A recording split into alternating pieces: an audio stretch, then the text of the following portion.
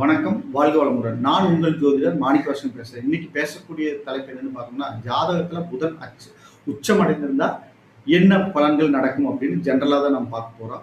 ஒரு கிரகம் வந்து ஆட்சி பலம், உச்ச பலம் ஒரே ராசியில பெறுதுன்னா அது புதன் பகவான் ஒருத்தர் தான். புதனோட தன்மை என்னன்னா, எந்த கிரகத்தோட சேர்றாரோ அந்த தன்மையை பெறுவார். எல்லாத்தையும் அரவணைச்சு போய் அவர்களாகவே மாறக்கூடிய ஒரு தன்மை உள்ள ஒரு கிரகம். அவங்களுக்கு ஏற்றாற் போல மாறக்கூடிய ஒரு தன்மை உள்ள ஒரு கிரகம். ஓகேங்களா?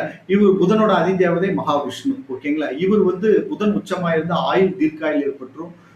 கற்றறிந்த ஞானிகளாக இருப்பார்கள். கணக்குல வல்லவர்களாக இருப்பாங்க. ஓகேங்களா?